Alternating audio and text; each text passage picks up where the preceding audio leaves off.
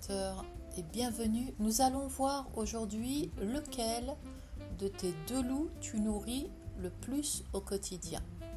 Maintenant que tu as compris qu'il existe deux forces en toi, le loup de la peur et le loup de l'amour, une question devient essentielle. Lequel nourris-tu le plus au quotidien? Parce que ce n'est pas un choix ponctuel, ce n'est pas une décision isolée qui fera la différence. C'est quelque chose que tu fais en fait tous les jours, même sans t'en rendre compte. C'est ton quotidien, chaque seconde de ta vie.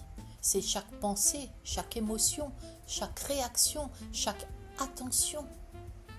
Chaque pensée, chaque émotion, chaque réaction et chaque attention est une véritable nourriture intérieure.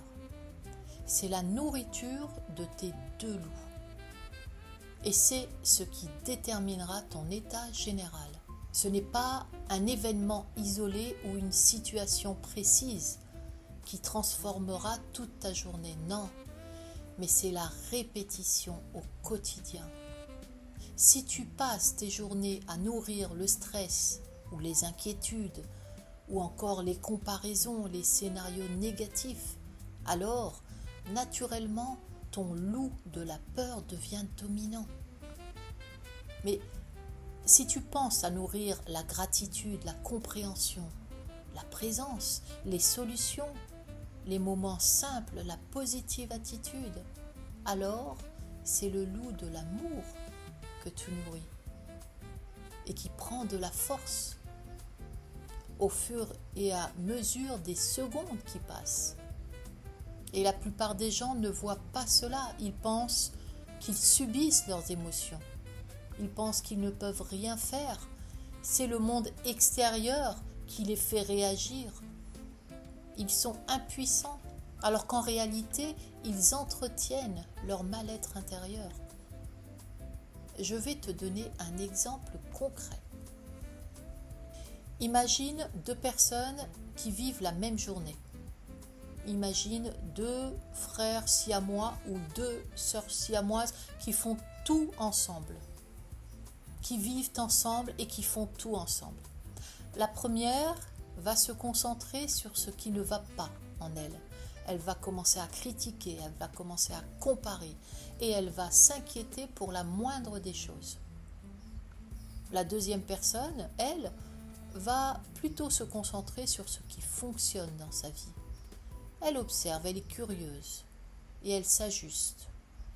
Elle s'ajuste à toute situation extérieure et puis elle avance tranquillement, sans inquiétude, en toute simplicité et en ayant cette positive attitude. Tu peux constater que là, nous voyons deux exemples de personnes qui vivent la même journée extérieure. Elles vivent exactement la même chose, mais ce sont deux réalités intérieures complètement différentes.